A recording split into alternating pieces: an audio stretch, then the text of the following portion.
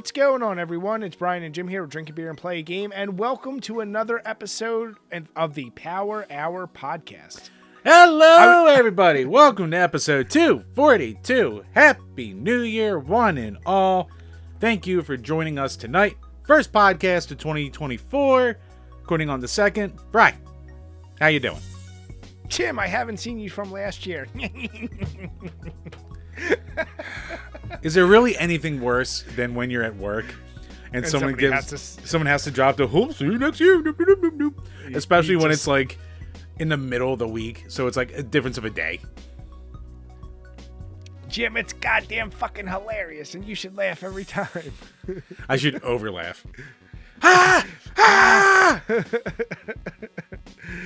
Just play really dumb. Be like, did you come up with that? Oh my god! Oh, I should do that. That was amazing. You have any more? Chambers. It's man, I think this has to be a record for the number of times we saw each other between episodes. Yeah, I know. I was hosting some people. Get right to what have we been gaming out of the way, because I haven't played dog dick, nothing. Because we had some friends up from North Carolina. They stayed over my place for a couple days. We had a few get-togethers so everyone could see them. And yeah, I had me a big old fistful of Brian. That's the only way to have me, Jim. But right in the palm, right here. Well, I will say, before we get to your hosting and probably the still massive amount of beer you have left from it, I did actually game. I had a random... When did I do it? I feel like Sunday, like I had a weird pocket of like, oh, I have some time into Monday. I started playing Dark Side Detective. Have you ever heard of that? No. So it's on Steam. It's got like amazing reviews, and it's I'm trying to think of a style that's comparable. Like I can't really think of a good one, but it's pixel art-ish, like 8-bit style, but it's a point and click, and you're a detective, so it's kind of a detective game, but it has a lot of really good not like hacky writing, but like it reminds me of early Simpsons writing. That's the best way I can describe it, where it's like smart. They hit some jokes on the head, but they don't try to joke the joke, if you know what I mean, which too many games do. Yeah. So the humor was spot on. There was like 9 or 12 levels, but each one maybe took anywhere from 10 to 30 minutes. So I got hooked, and I went through, and I actually beat it. So technically, I did beat another game last year. But I'm not adding that or adjusting that to my 23 and 23. All right, redo the list. Redo the whole fucking video. So yeah, I squeezed that in there. Outside of that, to your point, haven't played dick for games. But Chambers, the real question is, I'm very curious now. You have a goddamn smorgasbord of beers available to you for the next like 20 episodes. Out of spite, I should just drink nothing but Coors Light for the next month and a half. Son of a bitch. Don't you dare. But yes, so when my buddies were up here, so long story short, like they were here, buddies of ours from college, and anytime we see them or they come up here, we're always like loading up on local beer so they can try new stuff. So, from the Rusty Rail Brewing, I have the Fog Monster New England Style IPA. 6.8% alcohol, 68 IBUs, so definitely a little more on the hoppy side, but not like ridiculously hoppy. Yeah, out of Mifflinburg, PA. So, Bri, have you ever heard of this company before? Yeah, I've had a few of their beers before. They always have good covers. Let me see that cover. I don't know if I've had it. I've seen that. I love that cover. Yeah, it's really good art. Yeah, no. They've always been, I'm not going to put them at top tier, but they're like, on a scale of 1 to 10, I usually put their beers at like a 7-ish. Yeah, that's what I would probably give this right now for, New England style or hazy, whatever you want to call it. I mean, it's definitely good. It doesn't do anything to stand out, but it's very good. So, yeah, definitely above average. All right. There's too many hazy IPAs anymore. I know. It kind of just like overtook general IPAs. So I'm going, the wife got me a nice 4-pack. I'm sure you've seen these beers. Chouflé. Oh, yeah. I always fuck up that name. But it was a 4-pack, and it actually came, and I love when beers come with its own glass. Oh, the old tulip glass. Yeah, so I'm a sucker for that already. I was like, the next 4 episodes, I'll probably save them for these. Starting with the Houblon Chipho, which is their Belgian IPA. It's from Brewery de Achafé. I know I'm fucking that up. It's from Belgium. No, it's perfect. Damn it.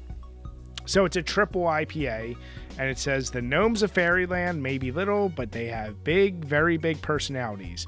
Houblon Chipho matches their impish spirits. All gnomes, with their innate good taste, are in full agreement about Houblon Chipho, which is flavored by 3 different types of hops. The Indian Pale Ale is appreciated for its pronounced bitterness combined with the fruity tones of traditional Achoufflé beers. It softens the strongest of characters.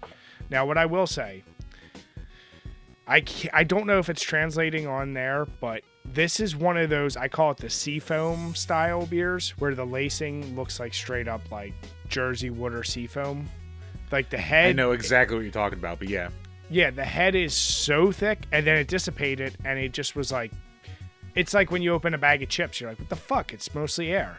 But I will say, for an IPA, dude, the 3 sips I've had, fucking delicious. So, oh, yeah. I don't know what the wife paid for this. I don't know what these go for. I don't know if you know. But for that variety pack, I think I've had 2 other beers from them before. They never miss. Belgians know what the fuck they're doing with beer. This is true. I mean, it's why they have their own style. I was going to say something witty, but I couldn't think of it. I just enjoyed the beer instead.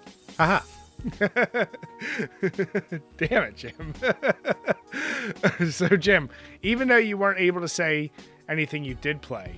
Oh, I mean, if there's anything I did play, I played a fuckload of Pokemon Go with a 7-year-old. So, there's that. I loaded our little buddy Lucas up with a shitload of stuff that was way stronger than anything he had before. So, doing my part. All right. And then you probably stole stuff from him. Nah. It was actually funny watching, like, the mind of, like, a little kid work. Because he's, like, going through all these, like, super common Pokemon that, like, he's never going to do anything with anyway. He's like, oh, I'll give you this one. Oh, no, I can't give you this one. I got to give you, like, this one. Even though it's, like, a difference of, like, 2 numbers in, like, the attack power or anything like that. I'm like, just give me the Rattata. You're never going to use Rattata. Just give it to me. Yeah. Now, Chambers, we talked last episode, and I do want to say, I want to shout out to our Twitter and to our Discord. You guys seem to be really excited about the Beat 5 franchise, so make sure you follow along. Chambers, we talked last week. I know we're talking in Discord. What do you think you're going to tackle first for that? Like, what franchise do you think you're going to dip those toes into? You know what? Just because I have to play it anyway for the Patreon review, probably Bionic Commando, because it's only like 6 games. So that shouldn't be too bad. I could like count the arcade one too, but it's the same as the NES, I think. I think NES might be a little different, but NES, the Game Boy, there's the 2 rearmed ones that came out in like the mid to late 2000s. There's the 2008 remake that everyone hates. And there was Is that the one where he marries his arm because it's his wife or something? Something like that. Yeah, the really dark, gritty one. And then there was like a random Game Boy Color sequel or something around like 2000. So okay. I think that could be the way to start. And I'll probably be so goddamn sick of this franchise by then. Well, so I might love it. I don't know. I've never played any of them. So actually, it's funny you say that, because part of when I was thinking about doing this franchise, I was like, is this going to make you have franchise fatigue or appreciate it more? Like, yes. There was 2 parts to it. You can't just say yes, Jim. I did. You know what? It's funny. I mentioned Duke Nukem. That'll probably be the first one I do. I have a lot of the games. Now, the main series is easy enough because that's only like 4 games, but there's like a gazillion spinoffs. So it really comes down to, I'll do the main games, how easy I can emulate.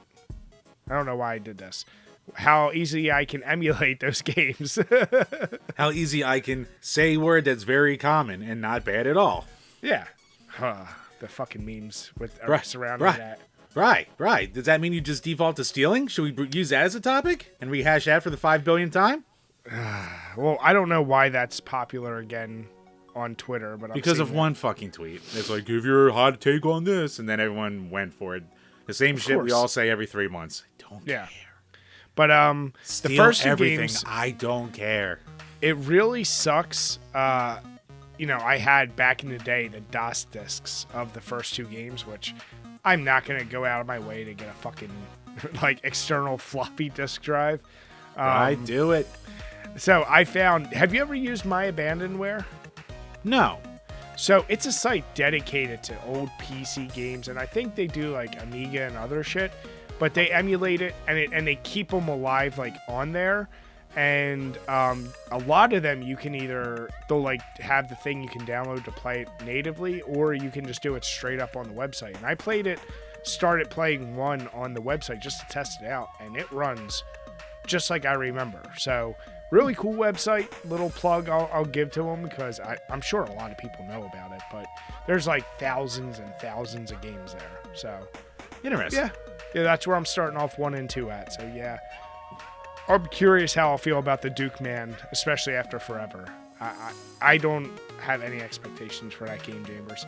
Does that mean you're doing like Time to Kill and like those random weird PS1 games? Well, that's the ones I'm saying. Like, I will not go out and buy them if I can emulate them easy enough. Like, I've done a few PS1 emulations, and they've turned out okay.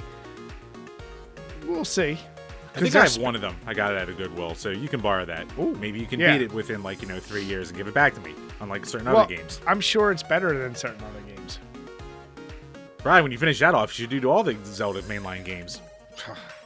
If we could compromise and you could tell me that I could like pick a timeline and that would count as a franchise, I'd actually consider that. Because what's the Ocarina timeline? Is it that, Majora's Mask, and Ocarina is like, I believe that's like the well, for a while that was like the beginning of the series, if I'm remembering correctly. But then Skyward Sword's now before Ocarina, and Majora's like a direct sequel. And then I don't know what's like the sequel after that. Yeah, the whole timeline's fine.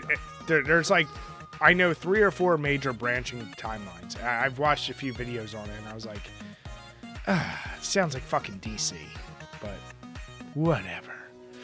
Yeah, so Chambers, you mentioned though, you're gonna be hitting up Bionic Commando. I applaud you. That is one of our Patreon requests. So, Chambers, start of the new year, what questions we got from our awesome patrons? Patreon.com/DrinkABeerandPlayAGame, where for as little as $2 a month, you can ask a question that we will answer in each and every single one of these Power Hour podcasts. First up actually comes from last week because we recorded early and on a fucky day, so everything got thrown off. But first up from last week from Burn Retinas, do you get affected by the dog days of winter? No, I'm just kind of miserable all the time. Doesn't really matter what season.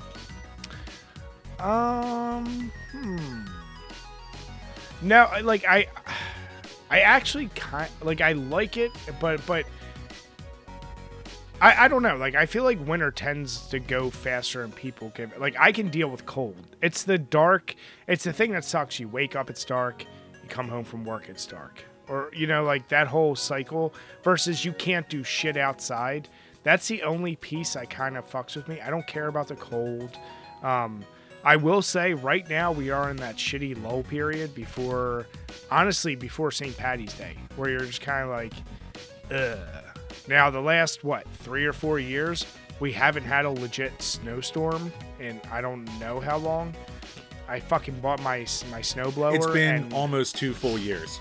At least. And I actually don't mind snow. So, I don't know. I get why people get the winter blues. Yeah, it doesn't bother me that much. Forcing me to stay in, forcing me to save money. I am fine with that. You ain't saving money. Shut up. Next up, from Spaghetti, the best games to play when you are homesick.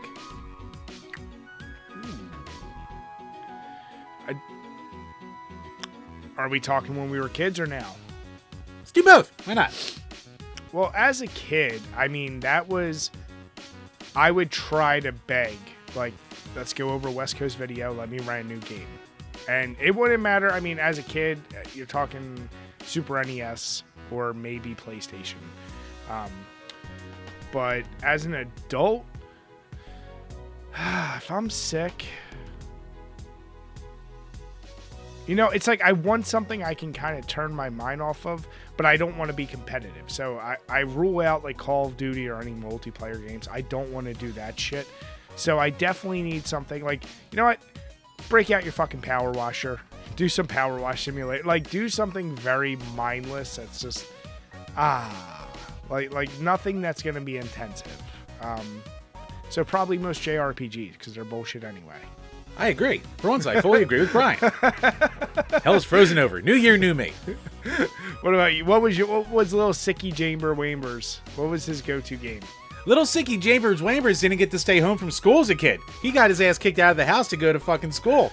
I had like perfect attendance from like 4th grade all the way through like the end of high school.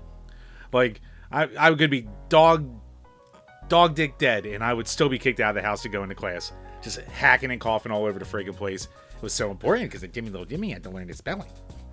And it worked so well for you. Oh, it worked so well. Well, actually, I can spell like a champ. I just can't, think or words. So it's great. It worked out perfectly. And nowadays, I mean, I seriously had like 5 sick days maybe as a kid ever. And for me to be sick enough to be kept home, like I had to be like insanely sick. So where I didn't even feel like doing anything. So that was out. And then nowadays, another terrible answer, I guess, but it gives me the time to do something for the page that I wanted to do. Whether it's a game I have to play or like an idea for a video that I wanted to make back when I had more time to do that, I would just bang out something like that. Yeah, I remember when you got COVID. That was like your most productive time. Oh, yeah. That was a lifesaver during the old level 50 days. Jim, just get COVID again. What are you waiting for? Well, I got some doorknobs to lick. We should be going to MagFest, so you know what? Maybe that'll be the time. I'm just, like,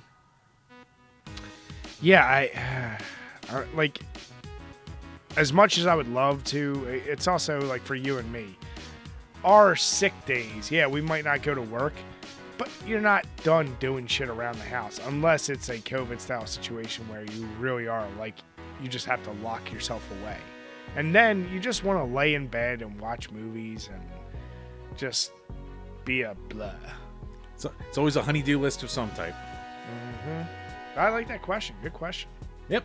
Next up, from Michael Soto. What is your most recent big gaming purchases? My fiance were both at our local game store and found both Wind Waker and Twilight Princess for the GameCube and made a $220 impulse purchase with our Christmas money. Curious what big purchases you guys have made recently, and have you ever found something you wanted badly enough that you've spent money intended for other uses on your collection? My biggest purchase would have been the Series X. The second I saw its availability on Amazon, and I got it like under 500. I forget how much it was, like $490 or something. It was some number where I was like, this was such a no-brainer. I'd been waiting for it. Before that, it honestly would have been the PS5. I've never, not for games have I ever been like, well, guess not eating this week or skipping insurance. Like I've never, like I'm too anal with my money to do that. So that's where you store it. Damn it. But I will say, I still look back and as much as Jim hates me, he knows I have a son of a bitch of a conscience as far as trying to do the right thing. And I'll never forget finding a woman's wallet, because I work in downtown Philly, and she was from Hawaii and just left her wallet in the middle of one of the Center City parks. So I found it. I found her name. Like I went through a trouble of like, I'm trying to find her on Facebook and, trying to message her, be like, hey, I have your wallet, da, da, da. She's probably like, who the fuck is this weirdo? Had like $700 in cash. And it was right around the time of the new system release. And I remember I was like, ooh, I could really upgrade here. Long story short, I was able to finally, like through her friends list, track down somebody that I could message that got her to me. And the first thing she asked, she's like, was there any money left in it? I was like, yep, there is. And their thank you was sending me a pack of Hawaiian coffee beans. And I was like, okay. Thank you so much. But then, like I said, then I treated myself. I was like, I'm going to go out and buy myself a system. So this is when your wife actually helped me find the PS5. So, yeah, that's the closest to using money that I would not have intended, I'll say. Yeah. Actually, as much as I'd like to give you shit for that little wallet story, I'd be too scared of the karma biting me. I have enough karma biting me as is, so I don't need more. The most recent big game. You know what? I haven't gone out of my way to buy anything expensive in a long time. Like, more expensive than, say, like a dumb, like, $30 Switch game or something like that. I guess the dumbest thing, maybe. I mean, that's that whole collection behind you, Jim. Well, besides that, Brian. But I have a very special collection, as we know. Jimmy loves him some River Raid variants, so... No, you know what? Fuck this. I'm going to answer for you, Jim. I don't mind the River Raid. As ridiculous as you spent on that, how about anything you've bought from Limited Run for the past fucking 10 years? Oh, yeah, that's all useless wasted money. Especially when there's another version that comes out with more content about 2 years later, every single fucking time. But sorry to interrupt. So what was that River Raid for? It was like, it's for the 2600. It's a random joystick branded River Raid cart for it. I think it's based out of Brazil, and there's like a bunch of Brazil variants. And I've learned something recently. So I have like one of every, from every console.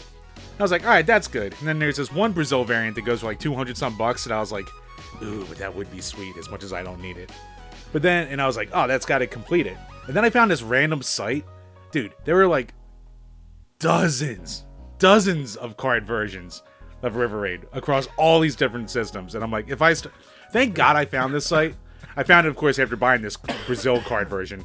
So this one was like $50, which is still too much. But luckily, I'm just like, oh, there are 4,000 fucking variations. I'm not going for the entire thing. So that almost like killed my one for that like Brazilian T handle one. So at least there's that. And overall, for money that could have gone elsewhere in the collection, I mean, like probably Musha. For what I paid for that, I could have bought a system. So I forget, when did you buy Musha? 2014-ish, maybe. And what'd you pay back then for it? $300. Where'd you get it from? eBay. eBay. Yeah. Not bad. I mean, what's it worth now? Like 7-ish, if not more. Jim, that's better than most of your stocks, so come on. That's better than all my stocks. That's called appreciation, Jim. It's a rare win. A rare win for little Jimmy. Yeah, I'm honestly at that point where we've talked about it. My collecting is limited really to horror games. I've even looked at my collection's nowhere near as impressive as yours, and I've looked at some games and I'm like, do I really need fucking Parappa anymore? Do I need Parappa 2? Like, you know, there's certain games where I'm like, I've had my time with them. Someone can find a home for them. But yeah, like you and I have talked, like I could see us going to like a too many games, and maybe it's like a perfect bundle deal for a Sega Saturn and it comes with some good games. I would like, okay, maybe I'll drop $150, $200 or something. But then what are the chances that system actually works? Like those things are fucking duds most of the time. So I don't know. Yeah, and I already have mostly everything that I ever really wanted, so I'm not mostly looking for anything at this point either. So that's really slowed down the collecting. Vectrix, Jim. That's what you need to get. Yeah, Brian, my time to buy that. I should have done it. Should have done it back then. Should have done it back in 2019. Regrets were made, Brian. Good. Next up, from Alex Perez. Let's start 2024 off right with a question for Jim's Krusty Corner. Oh, boy. What food and or drinks really make you have to take the Browns to the Super Bowl with a quickness? You know what? Pasta. I love pasta. I love me my sketties. But boy. Red or white sauce? Red sauce. But some I know you're not allowed to have that, but yeah. What's that? I know you're not allowed to have that.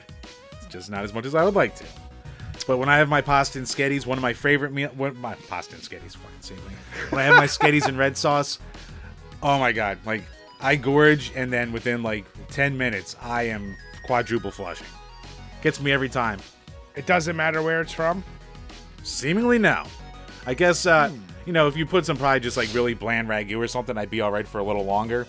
Like, my old man, when he makes his homemade sauce, he would just spice the living shit out of it. So, I'd be eating it, and then all of a sudden I'd be going, whoop. Or, you know, if I'm at any kind of restaurant, even like a fucking Olive Garden or something like that. So, whatever it is about that combination, it gets me. Gets me, bruh. See, being your friend for this long, Jim, the joke is you could drink a glass of water and be like, capo. So, my question is, what's a food that, if you know you want to avoid that, what is your go-to food?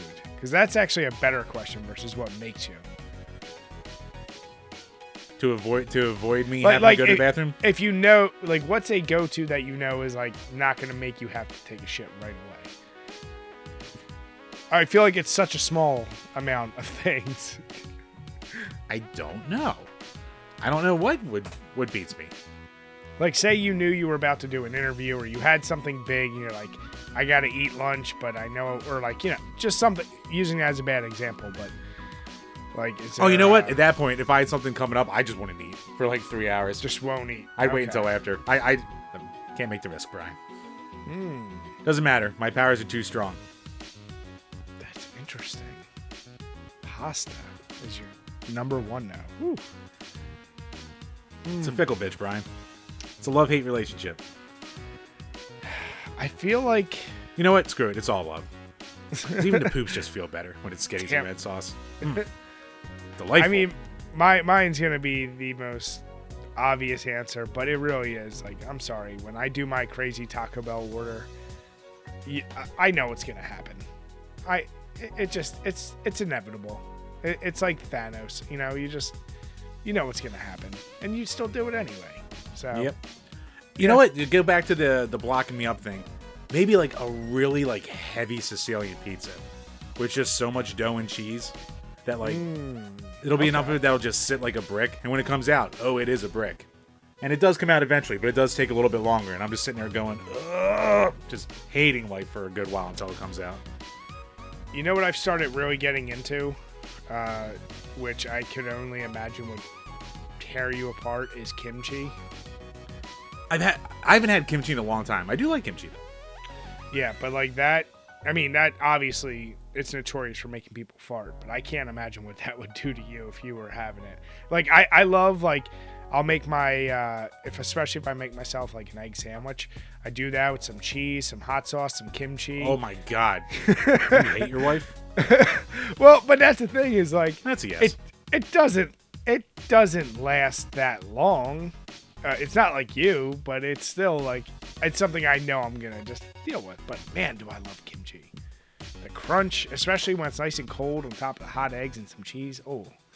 Ooh. It's a good texture variety. Nom, nom, nom, nom. Throw some pork roll on top. Ooh, yum, yum. All right, good question now. Kimchi. It's been too goddamn long. There you go.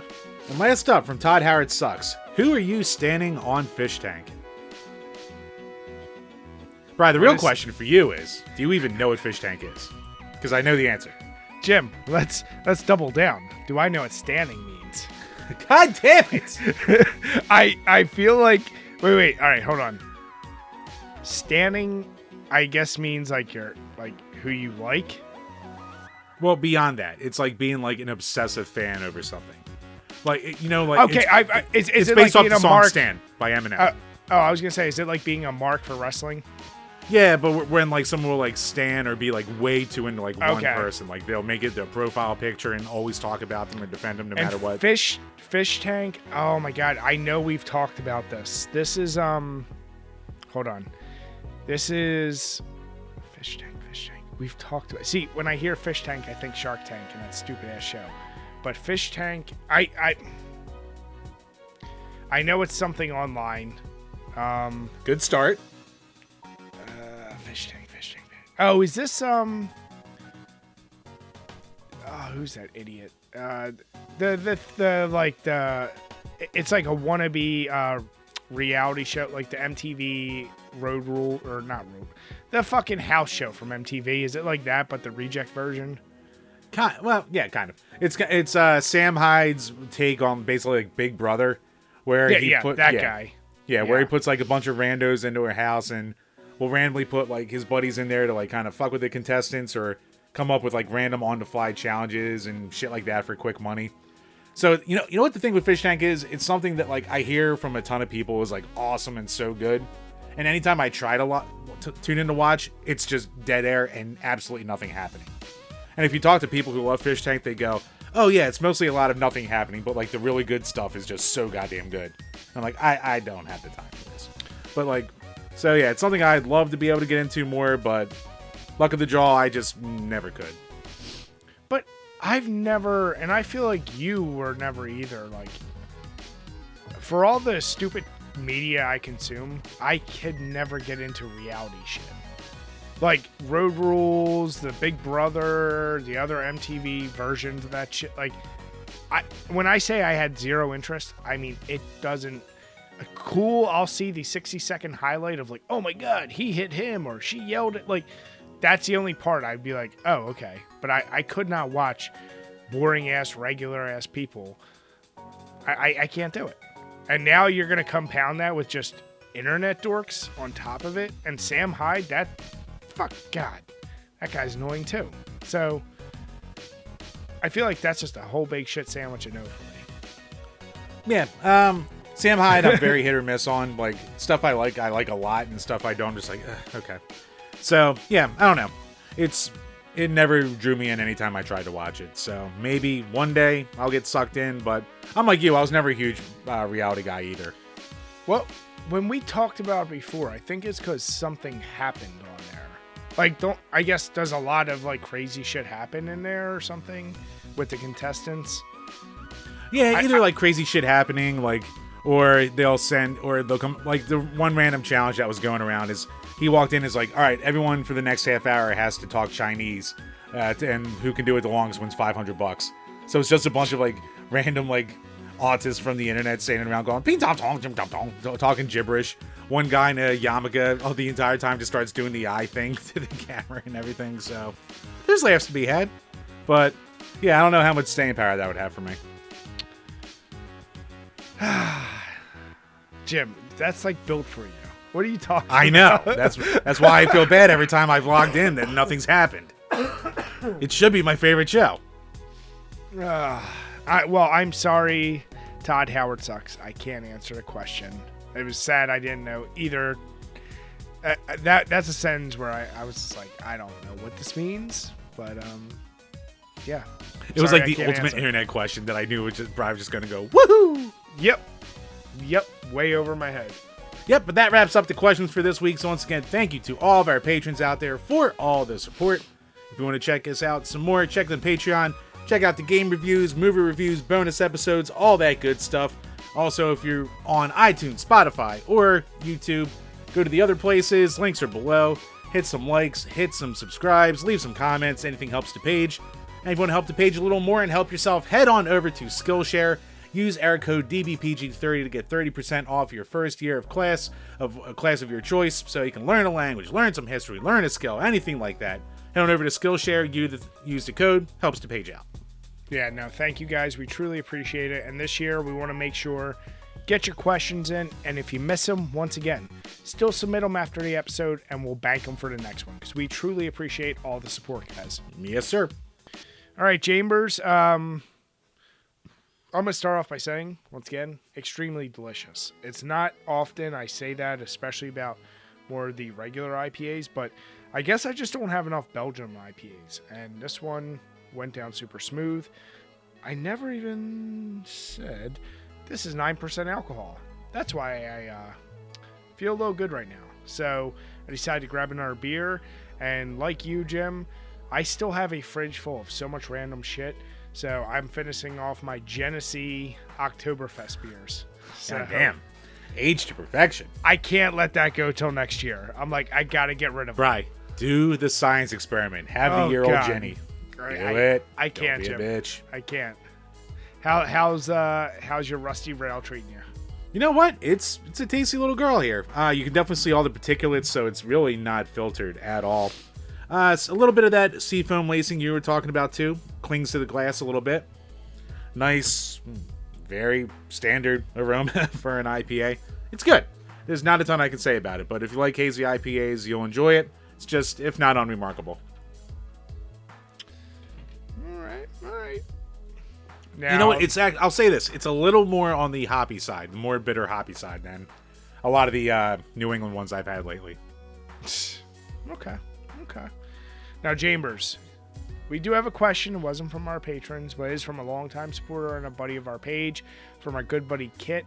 And he was asking, do we have favorite shot glasses? Now, I don't know about you.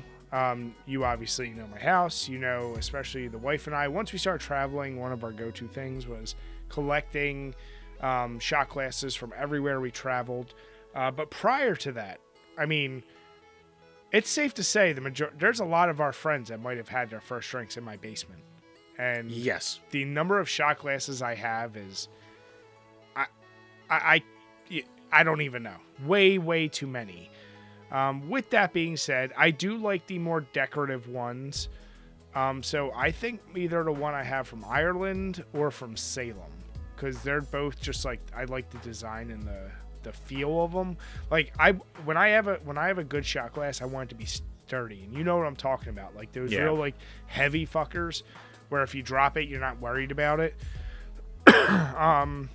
You know, it's funny, I'm not as big a fan of the novelty ones. Like, we got those really cool shot glasses from, what was it called? The Calico?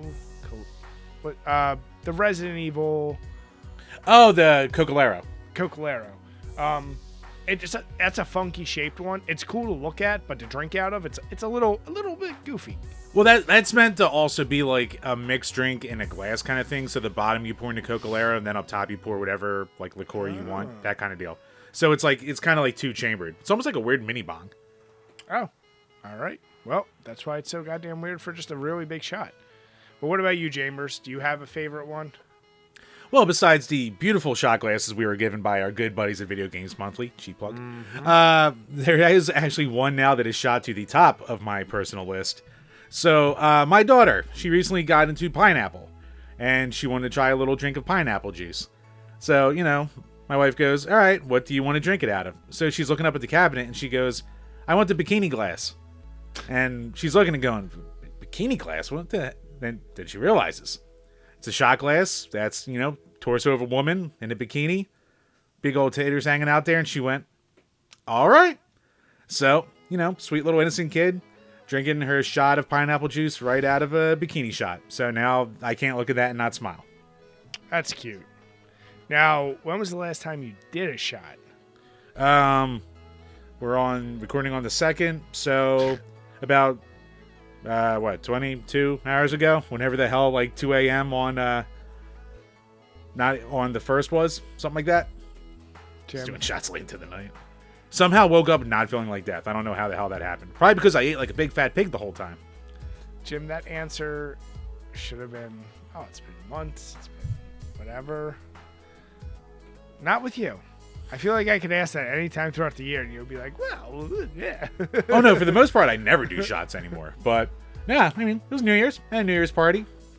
Shots were out. Shots were had. All right. And it got to the point where, like, late into the night, I still, like, wasn't, like, hammered. So, me and a couple other people were like, all right, we got to get drunk. And even then, like, it still, like, barely kicked in. It was weird. Chambers. Jim's like, I cannot go into the new year sober. What the fuck is this? I need it. Give Daddy his juice. Well, Jim, I mean, speaking of New Year's, I imagine this next clip is, if you never got married, something like what your house could look like. And you know what? I'd like to say that isn't the case, but no, I can't. I can't say that. So we've talked about the rabbit holes we've all gone down with Facebook videos. One of the ones I actually have dug into is the people who like rent homes and then have to go in and clean up, especially if they evict somebody or whatever. And in this particular case, this guy, well, it's Die Is Life. I don't know if it's him actually videoing or if it's a video from somebody else, but My God. So he reposted it from, they're called the Soul Mediators. Okay, that's what I was trying to say. And, yeah. The They video's clean rolling up some as we're fucking pig talking. stands. To call this a beer hoarder would be... Kind? Like, yeah, like, I look at this, and my initial thought was, like, this either has to be people that legit, like, try to, like, make their money through recycling, or, like, there is so much shit there, just straight up beer cans. It's not even a nice mixture of trash. It's, like, just 99% Coors Light, and I don't know. What is your take? Like, have they just been really collecting this much, maybe just to recycle it, or do you think maybe they know? No, that's depression or mental illness. That's what the hell that is. You don't get to that point where, like, it's literally piled like this high, and like, say like a 10-foot tall ceiling, like it's 5-6 feet up. Like you don't get to that point where it's littering everywhere just like that, out of something normal. Or like a collection that goes out of control. No. Something's wrong there. No, but here's the thing. I'm saying I don't think these people were living like that. I think they were probably being evicted and decided I'm going to dump it everywhere. I'll say maybe. There's no way that you fucking live in, like, cause it's Brian, have you ever seen Hoarders? It's literally blocking to the point that you couldn't even get in the refrigerator. You can't get into rooms. Like, and with Hoarders, yes, I know that thing is ridiculous, but at least it looks like there's like crazy narrow paths. I look at this video and I'm like, you literally wouldn't be able to walk anywhere. Maybe not. Or you just climb over your mountain of cans, Brian. Okay, here's the real question. But yeah, the Soul Mediators have a couple videos in a row, so if this is the kind of rabbit hole you want to go down to, check out their page because they do like 4 videos on their cleanup of it. How many beer cans do you think there were? Oh my God. Oh, I would love to do like the count the jelly beans kind of guessing game with that. What do I say? I'll say 5,000. That's a pretty good guess. I'm gonna say 5,001. Son of. Watch it be like 4,999. Yeah, right. Good. Or no, it's gonna be 5,000 and a half one. It's gonna be like 5,002. That's what it's gonna wind up being, because that's what always happens to me. But yeah, don't ever do this. Don't let your life get to this. I mean, there's. Okay. Here, you know what, Jim? Right. I see someone who set a goal and they went for it. All right, Jim. I think it's something to strive for. Let's do a equally depressing stat. If you never threw out a single beer can you ever drank, do you think it's that much or more? Ooh, that's a really good question. It might be. Are we throwing cans into here too? Because the cans or bottles, because the cans can get squishy, Brian. They can get crunchy, crinkly. Yeah, compacted. Like the only thing I won't count is your drinks at a bar. So, at home, bottles or cans that you yourself have consumed. I'd like to think I couldn't fill up a 1-bedroom apartment like this, but I also know that I probably could. Well, realistically, you started drinking at what, 18, 17? Yeah. Okay, so from I wasn't a super early starter. So you're almost at 20 years, or you're at 20 years. If you start at 17, you're at 20 years. So 20 years of drinking. Ah, what an anniversary. I mean...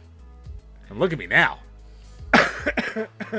Let's conservatively say, in your heyday of drinking, you'd go through how many beers in a given week? I don't know. See, I have a saving grace, and that's called my weak tummy. Oh, I was going to say, you get drunk pretty quick, too. Yeah. Like, and there's sometimes I just hit a wall and then comes to vomit. So, like, I'm not a guy who could ever be, like, a case of beer a day kind of person. like, yeah. Like, at all. So, I think that there's some saving graces there. But no, I mean, I think I could probably fill up maybe about a foot. I would say a foot and a half of like a standard 1-bedroom apartment. Say like 700 square feet. Foot and a half off the ground. I say that would be pretty fair if I never threw anything out. Yeah, I truly have no concept. I mean, I know on Untapped, I'm over like 1,100 unique beers I've ever tried. So that's just one-offs. So it wouldn't be inconceivable, Jim, that you're in the 5,000 range. Maybe. Now add in your wife's seltzer collection and... Oh, Christ. Oh, my God. I don't have a roof anymore. I just have a tower. So, yeah, people out there, if we could give you any word of caution, don't ever get to this. Don't ever do this. And don't rent out homes because, yeah, this is what happens when you do. Right. There's a tricky part of that. I don't think anyone plans to wind up with an apartment like that, Brian. Well, I think that's one of those ones where if you have like a family member who comes over and it says you should stop, I don't think that works. Well, can't fail unless you try. That's true. And what you should try with Brian is $25 ultra right beer. Oh, I think I can get on board with this. So, what the fuck is ultra right? Like there's so many questions I have, but go ahead. You get it started because go ahead. So I think we talked about this a couple months ago, right when the whole Dylan Mulvaney thing just started, maybe about a month in. And there's this random brand online that started the ultra right beer, and it's like a standard, lager, pilsner kind of macro shit, but it's like 4.6% alcohol. It's a bone standard beer. It said no. It's like no wokeness to be found here, and it's like $25 for a 6-pack. And I am like, Brian, what we need to do one day is we need to buy a 6-pack of this. We need to buy a 6-pack of Bud Light, and we need to do the beer challenge. We need to bring back the blindfold, Brian. I'm absolutely fine with that. So what they're doing is they went out and they got a bunch of right-wing Christian conservative women to pose for a calendar that they put together. And honestly, it's one of like the most boring calendars you'll ever see. And like, not saying that out of politics, it's literally just like half of the pictures are people just in like a t-shirt and not even a tight t-shirt. I'm like, who is this for? So the link below is to Ashley St. Clair, who's I don't even know who she is, but she's definitely the hottest of the group. Like there's like the redheaded libertarian and some other bitches I never heard of before. Like they couldn't even snag like the Abigail Shapiros of the world to really draw in the money.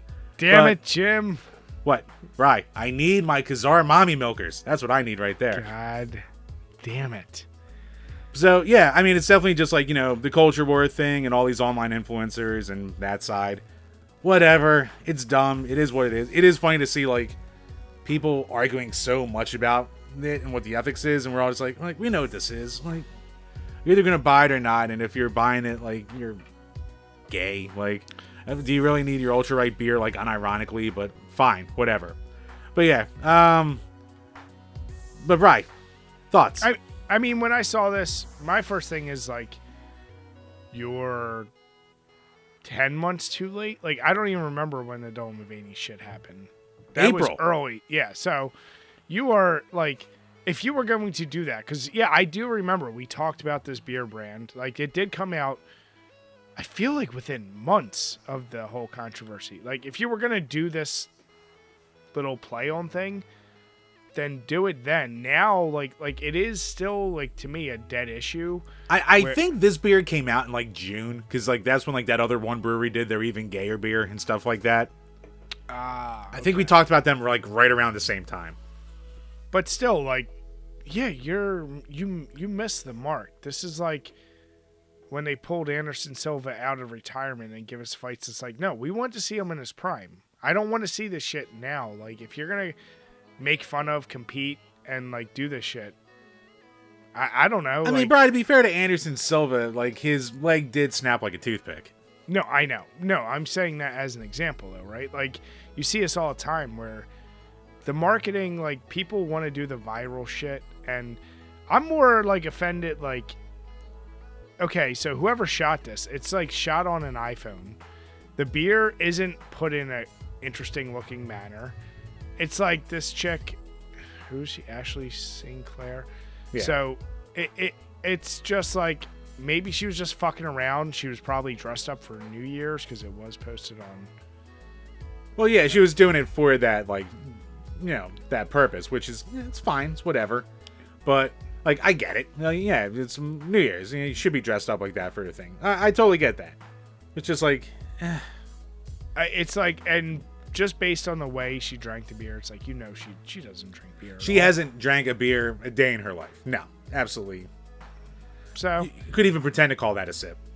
I mean, it's got 3.3 million views, 11K likes, 1.4K repost, 1.6K replies. What the fuck is the bookmark? Oh, that's... So, a bookmark is a thing. It's basically a category for, like, tweets you can go back to easily. Oh. So, but you can't, like, tell who bookmarked your tweet. So, like, sometimes... But it's like a favorite, I guess? It's basically like a favorite, yeah, that you can easily go back to. Okay. So, it's, like, funny when, like, you'll see, like a gaming girl, like, post herself, like, eating, like, ice cream, and then the bookmarks just explode, and they're just like, why are you bookmarking this? Shit like that. Okay. It's like a creepometer, you could say. Okay. So, I mean, obviously, pretty damn good viewership. Jim, you did spark something in me. We are definitely going to have the beer off with this and the other shitty beers. Like you said, I looked it up as you were talking. $9.95. I don't know if I doubt that includes shipping, but... Wait, $9.95 for what's that, for one? I thought it was like for a 6-pack. Is that it? Yeah. I thought it was like $25. Conservative Dad's Ultra Right Beer, $9.95. It was $20. It's 50% off right now. So that's Brian, we'd be suckers to not jump on this. So we're gonna have to get, and then I saw that because I saw her comment says you want to see something worse than the calendar, and then you click on the calendar thing and there's like preview pics. Okay, like, you know what, Jim? I'm not shocked. I'm actually shocked there's not more brands. Like, I'm actually shocked there's not a Dave Portnoy version of this shit that's out there. I, too, am shocked about that. So, whatever. It's stupid. I don't think anyone... Right, wouldn't he make a pizza beer? Damn it, Jim. Fuck. You'd have to call it one sip. Everybody knows the rules. But, Jim, let's move on from that stupid shit to what I would actually put down as wholesome Japanese fun. And this, once again, this guy, it's from Grug. Yeah, he's not the guy who did it. It's a TikTok account that's like at YSNRMSD. So it rolls off the tongue. Yeah, so the video is going to be going. The guy is set up. I think he's definitely a beer reviewer because it sounds. The years I took Japanese, it sounds like a beginning. He says 60-second beer review. You didn't take any fucking you son of a bitch. Jim, don't you dare try to disrespect my honor. And he tries PBR for the first time. What I genuinely actually like about this is it's not negative. It is so like, hey, this is like, he's insulting it without realizing. He's like, you could drink this like water. It goes down really easy. Like, he's not shitting on it, being ironic, any of this. He's just like, yeah, if you want cheap beer, this must be a good option in America. Yeah, it's basically like, yes, this has good flavor for a cheap beer. It's like, yes, he's right. Yeah. If it didn't make my fucking butt bleed, I would drink PBR way more when it's the cheap drink at bars. I genuinely feel like there should be more of this versus the constant, I'm going to ironically dunk on this, shit on this. The influence by fucking Louis C.K. and Bill Burr comedy right now from folks, I'm over it. It's like, I want to see some legit humble reactions to shit. And that's what this one is. So I liked it, Jim.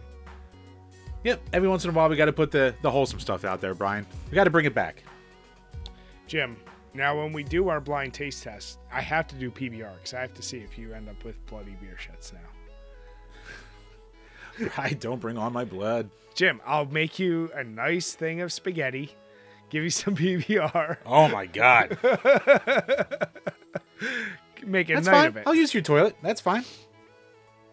I guess, you know what's funny though is when people talk about Japanese beer like Asahi and what's the other the really popular one? Oh my God. Yeah, I'm blanking too. Sapporo. I can't think of it. Right? Japanese. Hold on. I think it's Sapporo. I wonder similarly, like if those beers, like when people in America talk about those beers, like if it's so common like Pabst is, where like Japanese folks are like, look at them talking about this beer like they know shit. Like, you know, there's a little bit of like, if you were gonna send American beers to a foreigner, how can you not go macro? Like you'd want to go, of course, micro, but like and the smaller breweries. But honestly, like you'd almost have to give them our like most well-known shit, right? You would think so. Would you sneak a Yingling in there as our oldest brewery? I mean, it would make sense, right? Give them that true taste of America. Mm-hmm. Heart of the colonies right there, Brian. Jim, we're going to have a few beer tests this year, and we're going to do testing around the world and try all the international shit and all the regular shit. Don't just you wait, Jim. Right, don't. I mean, twist my arm. Don't give me a reason over here, Brian. Good at the content, sir. All right, Chambers. Let's move on to something that's really near and dear to your heart. And in Ready or Not, more tits. There's a new campaign where players can arrest a pedophile furry. And Ready or Not, for those of you who don't know, it's a tactical shooter. It is like I've never played it, but like right. What's the near and dear part? I like how long that took you to. The streamer, obviously, Jim. Come on. Oh, okay, good. Yes. Really hits him. So yeah, the tactical shooter from the videos I've seen, it is very like you lean in, you try to catch suspects, and you do what you can. But if you have to put them down, you can. And as I'm just gonna show you like a video as we talk. But yeah, this new campaign, it apparently hits home because one of your roles in the game is that you get these missions, you get a 911 call, and in this particular one, a streamer has shot his mother and barricaded himself in an apartment. That's all you're told, apparently, but then as people played it, they go into the room, they see the shit around, they're like, okay, this guy's a furry, but then they look on his computer. Michael Williams, also known as Milky Toes. Yeah. Legendary streamer Milky Toes. It's very, I mean, I don't know what, it's a very real thing, and it's something that's like, how I don't even know if ballsy is the right word to put it in there, but it's just fucked up. I don't know. Like, what's your take when you first saw this? You know what my take is on it, Brian? Go on. That the fact that something like this didn't blow up is everyone looking at it and going, yeah, it makes sense. I hate to say it, but yes. I mean, that's I just looked at it and I was like, yeah, I can see that. It's like, it would be like the stereotypes of everything. Like, oh, they're weird, and we know furries, but I'm sorry, it's fucking weird. I'm sorry. Like, no, it's like if you had the corny jokes of like you're Italian American. Oh, you involved with the mafia, Chef Boyardee, like. Yeah, well, water's wet. Yeah, and especially you add in the aesthetic, like the streamer, furry, and they have, in the video, they have the kitty cat headphones, and the neon lights, and the setup, and you're like, that's just standard fucking streamer fare at this point. I mean, it's just, yeah. Right. I mean, what has PewDiePie done? Cancel him again.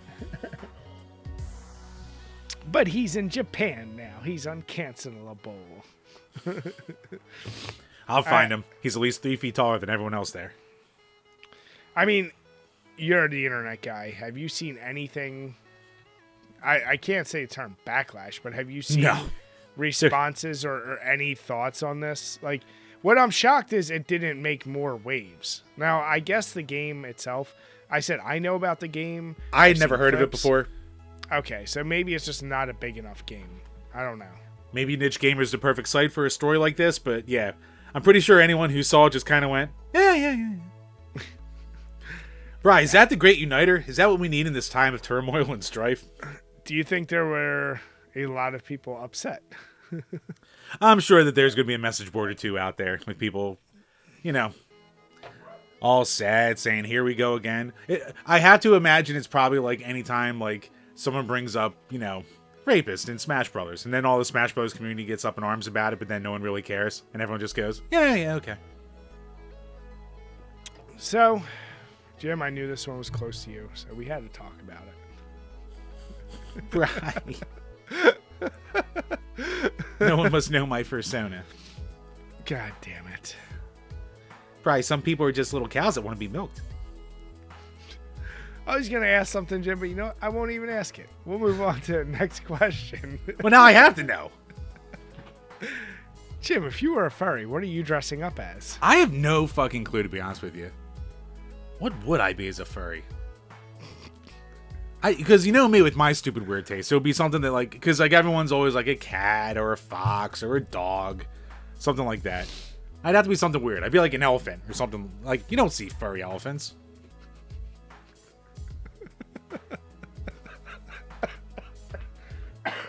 It'd have to be something unique and different. You would just be flopping in there like a manatee. Who are we fucking kidding?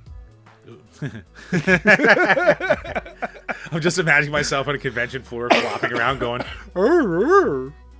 God damn it. Optics, please animate that. Oh, there's more commission money well spent. All right, Jim.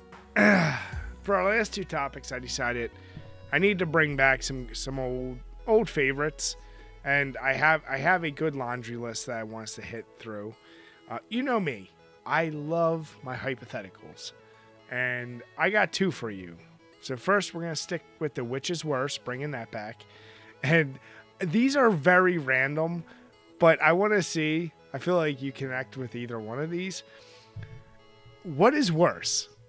When let's say you're at a party or an event and you grab what you thought was your beer and you take a sip and you really quickly realize not only is it not your beer, but then you look at it and there's definitely floaties in it. Oh.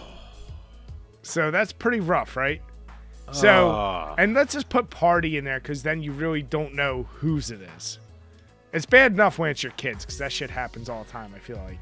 Oh, yeah. But okay, so you have that one, or when you almost or you actually get caught touching yourself. Which one's the worst? What's the worst for Jimmy Wimmy? See, I've never been caught touching myself. I've been very close before. Almost. A lot of close calls. You've had physical reactions to almost getting caught, Jim. Yeah, popped the old blood vessel. I think I told that story ages ago on the podcast. If not, maybe I'll do that next week for the Krusty Corner or something. The old refresher for the people out there. Yep. But yeah, so that's really, oh god, but there's just something so just blah and just disgusting and demoralizing about oh god, what did I just drink? Oh god, why is it what am I tasting? What's that texture? What's this random texture? What am I looking at here? I think the beer one. I mean, there's layers to this, right? Depending on the parties you go to, drinking that beer that's been ashed in. Oh god, I'm almost about to throw up thinking about this. But imagine, all right. But then let's lay a scenario down for you, Jim. Let's say It's actually turning my stomach right now thinking about the possibilities of it, so I'm definitely going with the wrong beer sip. Well, let's say current day Jimmy. For some reason, parents are staying over, and you get caught full pants down by your mom at this day and age. You don't think that's a little worse?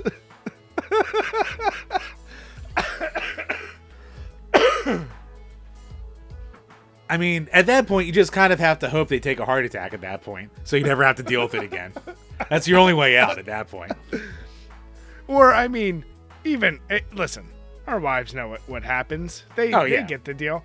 But still, if you weren't if you were completely blindsided, got caught, there wouldn't be a bit of shame in it for you. Oh, from the wife? Uh-huh. There'd be a little bit of shame. Because then the questions would come, well, what were you watching? Well, yeah, but then you can always throw it back. Well, you could have stopped. There you go. Okay. So you're sticking with the sip from your beer. And yeah, no, actually, like, thinking of the possibilities and, like, the old parties and shit like that, it's turning my stomach right now. So I'm going with the beer. All right, okay, so then let me do what I do best, which is expand that thought. So is it worse if you picked up a beer, still cold, still whatever, you take a sip, and then you notice a floaty? Or you already put it to your lips, and there's, like, that little saliva string that you're like, what the fuck is that? Saliva. But what if, like, the floaty is saliva. Like, it's a questionable floaty. Don't care. But you swallowed it already, and then there's more in there. Whoa. Man, this is really fucking my stomach up right now. God. No, saliva. No, wait, I'm gonna let everyone in on my on how I like to work these hypotheticals. Now that I know Jim's limit with that, you have to pick up a beer. It's warm. There's all the accoutrement. You got the floaties, you got the saliva, but you can have a complete in-box Genesis collection, but you got to finish the whole beer. And we can't tell you who it's from, what's in it, or anything. Are you doing it?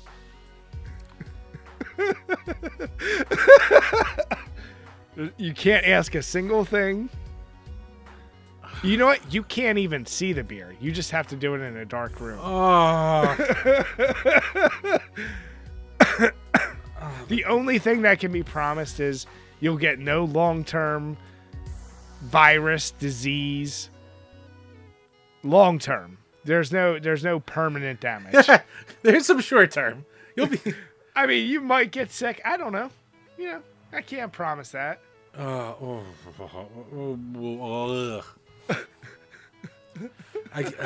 mean, I guess.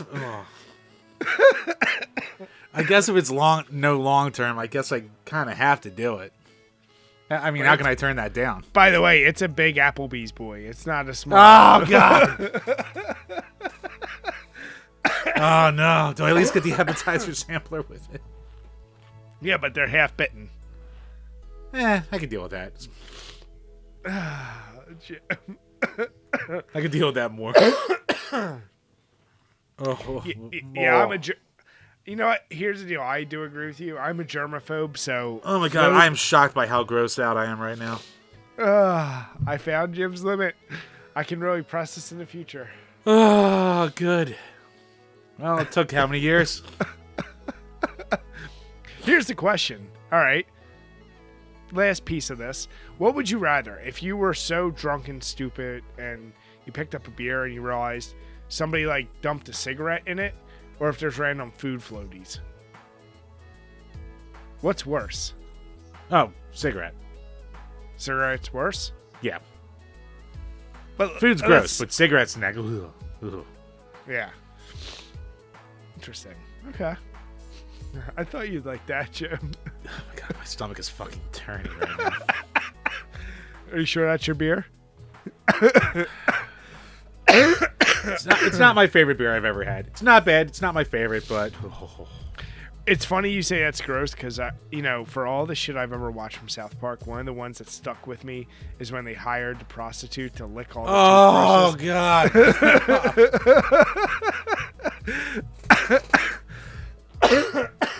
Oh, and she spits into the fucking... Whoa. Yeah. There are certain things I don't fuck with, but that is, yeah. That takes the cake. Woo! Oh, my God. Jim, are you ready to move on to happy thoughts? Well, Brian, it might be the 2 weeks of shitty eating and drinking coming to get me, or it's just my... Yes, please. Save. Well, Jim, speaking of being in a safe space and saving you, I want to bring back Which is Better. And, you know, here's the deal. Yes, you know what? I do want a safe space. The liberals are right. I want my safe space. I don't want this anymore. So, for those of you unaware, Which is Better, we compare two things, and we ask the question not only of ourselves, but for you, which is better? So, for this week, I want to compare Resident Evil 1 and Resident Evil 2 save rooms. Call it whatever you want. I have the two files below. I'm going to play them real quick. So in the video, you'll see that we're playing them in 3, 2, 1.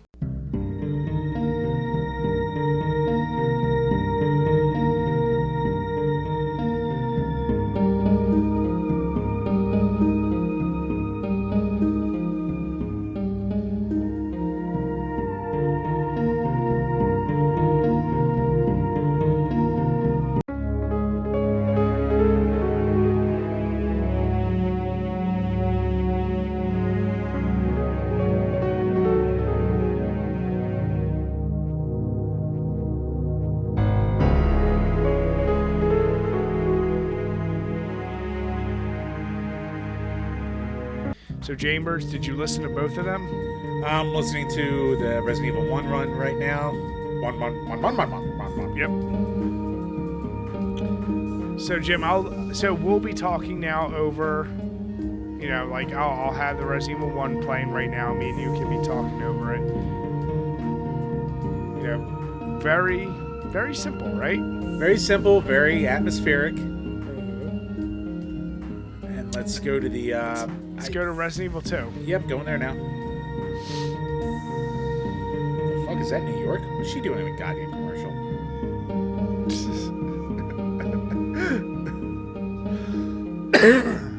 So, I'm playing the music for you all as well as Jim is trying to look at it. Yep, I'm listening. Listen, throughout Resident Evil, the safe room, whatever you want to call it, it's been notoriously this kind of like very different sound, very like it's so different from the games. And obviously Resident Evil 1 started it. I felt like these two are probably the best representatives. People could argue you want to throw in other games, fine. But these two I felt like were the best representatives. So Chambers, which one do you like better? You know what? I gotta go Resi 2. Because, like, when even you guys heard you put this up, I was like, I think I remember Resident Evil 1's, like, music. And I listened to it, I was like, yeah, it's that, but, like, it wasn't exactly what I remembered. But then I popped on Resi 2, and I was like, yep, that's exactly, like, the thing, one of those tracks that's been in my head forever. Yeah. Like, they're both really good. I think there's more to it for Resident Evil 2. Oh, and 2, it's just like, I just think it's just better overall. Like, 1's fine, it's very good, very moody, you know, save room music, does the job well, but 2's just like, it's like an actual song to itself instead of just like background noise. So, it's funny because I thought it was going to be easy for me. Resident Evil 2, without doubt, is a better song, more composition, a lot more going on, right? Like, it's... You hear that, and I think if you ever think of save rooms, that is a song your mind goes to for the series. With Resident Evil 1, though, there's something very, like, I can distinctly remember playing this game, and the first save room, I don't know how I got to it, when I got to it. It's when you go down the steps, and there's, I believe it was acid zombies walking around. And it's like right at the bottom of the steps, you do a U-turn and there's a save room right there. It's a longer hallway. That's the best way I'm going to describe it. And I remember going in there, I'm like, this music is... It like blew my mind how different that music was. Now, I know a lot of other games, like after playing Alone in the Dark and shit, like I know there's a lot of games that have kind of safer rooms like this. There's a very, I'll call it the softcore porn quality to Resident Evil 1. Like, it's very, like, unassuming. And I have a lot more memories with that, because that's the safe room I think of. When you think of Resident Evil 2, I think when you hear that, the only thing I would give it a knock for is it sounds a little too similar in cadence to when you go into the lobby of the police station. It's a little bit knockoff-ish of that. And that is probably... That is very fair, because it's very reminiscent of that. Yeah, and here's the deal. That may be my favorite song in all of Resident Evil. But... Right. I have to throw a little curveball your way. Go on. So you want to know why it was such an easy choice for me? Go on. I don't have nostalgia for the original Resident Evil 1 save room theme. Because as we all know, the director's cut had its music completely redone, and that was the music that I grew up with. So there is a different save room theme for that game. Oh, this fucking Avon card. So Brian will now be switching over to that in the videos and all that stuff. I'll give him a second or two here. There's a little bit of a Tubular Bells feel to it. Yeah, so it actually sounds creepy. Right? It's like a fucked up lullaby. That's what it sounds like to me. It's got the bells. It's like ding ding ding ding ding ding. And it's almost like trying to sound happy, but it's just like demented happy kind of deal. No, it's like there's something wrong. Whereas the other two, you feel like Resident Evil 1, you feel like, oh, you're gonna pull up a book to the fireplace, you're good. Resident Evil 2, you're like, all right, shit's been crazy. This one, you're like, you might still die in here. So now, Brian, with that in your mind, what are you going with? Oh, do I overcome my nostalgia? I still... I really want to go 1, but I can't go over 2. I like that 2, that beginning. Like, I'm sorry. Whenever I think of safe room themes in the entire franchise, that's the one I go with. I love 1, but if it was a tiny bit more complex, I'd probably go with it. And yours, the director's cut, that shit's just creepy. I'm really fucking torn between 1 and 2 and director's cut, and I have the same amount of better. You know, 2 is like unquestionably 2's better. But even though you have nostalgia, and I had nostalgia for 1 because I played that a lot more. Yeah. Even with your weird, you love terrible things and that basement theme. But this isn't terrible. You even said this wasn't terrible. It's not terrible, but it's not appropriate. It's like. But is it though? Because it's like when they play jazz music during weird parts of like sad moments in certain movies. You're like, what the fuck is this music? This is so weird. That song is. You should be walking down a hallway expecting shit to pop out at you in Silent Hill. That's not Resident Evil save room theme. But really, though, it's giving you that feeling of even though you're safe, are you safe? It's keeping you on your toes there, Brian. But then that's not the point of the safe room. Now, if in director's cut they had an option where shit could pop in there, I would say it's 100% appropriate, and then it's fine. You know I'm right. You know it's 2. We all know it's 2. Everyone watching. I don't know, Brian. I don't know. I think director's cut needs a win, Brian. Yeah. Pop 2 back on. Let it. Those first couple notes. This entire time, I've been going back and forth. Yeah. I'm really fucking torn. Because there's still a very, especially around the hit at 13 seconds of Resident Evil 2. That fucking whatever that is in the piano, the D chord, that don. It lets you know. Yeah, you're still going to get fucked up later, but you're okay for right now. You know it. It's tough. It's tough. No, I really do love both. Maybe just for the giving you that little reprieve, maybe I'll have to agree and give you 2. But man, God, do I love that save room theme in 1, though. That's how I feel about 1. And I even looked at Resident Evil 1 Remake, and it really is just an updated version of the original. Listen, those save rooms, I think they are classic music, and whenever you talk about greatest tracks of all time, I think one of them deserves to be on those lists, because, come on, those are the moments where you go, whew, holy shit. I'm so torn. But you know I'm right. Maybe the only reason 2 gets it is because the save room music in 1 director's cut would be better served. And you know what?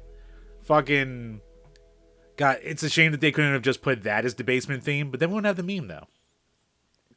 Dude. And it makes me think, like, was like that original save room music ripped off too, and that's why that got replaced?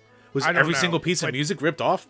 That fucking basement theme. I hate that you even kind of like it, and I know it's mostly, I know it's mostly love it. It's all ironic because it takes you so out of the game. There's nothing creepy at all about it. You just go, well, now I'm just in a silly fun house. Like, it's so goofy. No, because it's so, like, out of place, and you're just like, what the hell? Like, it puts a sense of dread in you, Brian, when you're playing for the first time and you don't expect it to happen, and you're like, oh Christ, what the hell's gonna be happening here? But this and is really, like nothing happens in it. That's even the crazier thing. So you're on the edge of your seat the whole time. If anything, it adds more intensity to a non-tense moment, Brian. It was just a fuck up. It was underrated. Underrated. Somebody had the job, and they're like, Jim, work on music for a week. Okay. Fuck. So, these are segments I definitely want to bring back. And most importantly, we want to hear from you guys. Which one do you like better? Or is there another Resident Evil save room that you think should be on there? And I'm going to tell you right now, if you say Code Veronica, I don't want to hear that shit. Because it's not Code Veronica. But if it's anything else, I want to hear you. Right. How funny will it be if they do another remake and it's still not Code Veronica? Here's the deal. You and I both know they will not do Resident Evil 5 remake. At least not for a while. The engine's there, Brian. They have the engine for this gen. I could see them... I think the only choices you really have are Zero or Code Veronica, right? Like, yeah, or they could really say fuck all you and be like Resident Evil 1 remake again. Oh Christ! Like, if you really wanted to get, here's the deal. What I personally would like to see a remake of is give me a good the one we like, the fucking on the Revelations? boat. Yeah. Give me Revelations 1 remake. I really did like that game. And I wouldn't mind seeing that updated a little bit more. Yeah, no, I would enjoy that as well. I love that one. That one took me completely by surprise.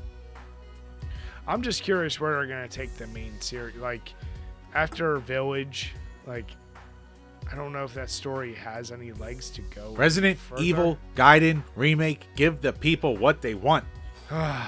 You still never played that, right? Nope. No, I have not. Don't. Just don't. And yeah, for as much of a Resident Evil simp as you are, and you going, don't touch it. I'm like, you know what? I'm good. I'm so thankful for emulation that I never wasted my money. Because had I wasted... Because what is that thing up to now? How much does that cost? Oh, God. Card only is probably like at least $150. If I spent that and played it, I would have been so mad. So, yeah. You know what? But as much as we shit on Veronica, give the people what they want. There are people out there who want it. Give them the remake. Give them the engine that's been running the last 3 remakes. Just give it to them. Oh, Brian, you'll be happy to know that card only Resident Evil Gaiden is at the low end $150. Jesus Typically Christ. on sale for about $180 to $200 right now. It's unequivocally not worth it. And I don't care. You're probably not a bigger Resident Evil fan than me. Unless you're just a merch collector. There's no reason to get that game. You're Complete in box, 700 to $1,000. Fuck that. Damn, do I regret not buying that like 5 years ago. Fuck. Nope. Damn. Could have had it for like $150 back then. Not worth it, Chambers. So Well, with this inflation, Brian, yes, it would be. So Chambers, now that we're wrapping up, Rusty Rail, what are you giving it? Yeah. So at that 7 range I gave? Or No. is it dipping below it? No, you know what it is? It's probably at like 5. It's really all you taste. It's perfectly average. I'm not saying it is like an IGN 5. I'm saying it is like it's a very average. It's a true in the middle. A true in the middle. Yeah. It's a little hoppier than I would like. So if you prefer more hops on the back end and the throat and the tongue, you'll probably like it more than me.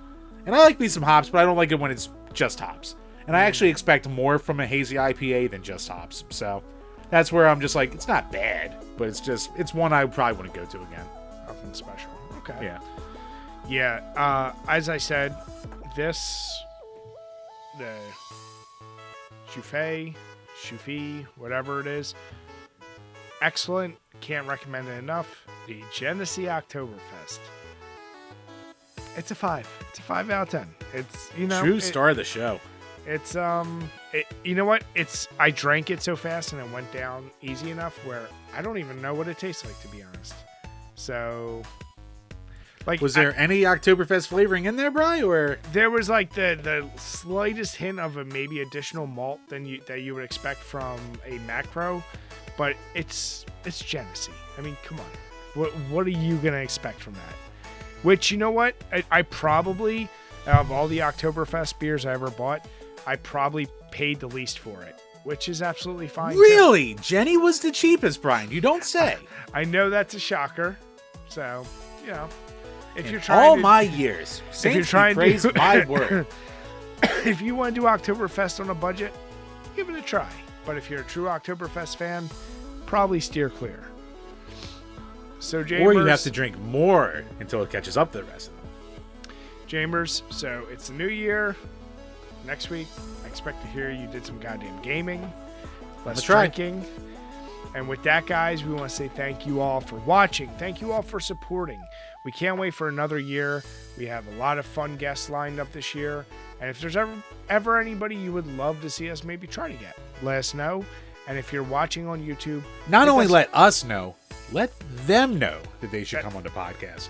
That's more important. Because there's been times where people are like, oh, I don't know where they are. All right, I'll check it out. Or yeah, I'll hop on. Yeah, absolutely. Because, if your podcast going, when you come on my podcast, they probably hear that a lot. Let's put it that way. Exactly. So, guys, make sure to hit that notification bell, hit the subscription button. And if you're listening to us on iTunes or Spotify, hit the subscription button, give us a 5-star rating. And even if you want to bash us in the comments, we'll read it on each and every one of these Power Hour podcasts. With that, we want to say have a good night, everyone, and cheers. Cheers, everybody.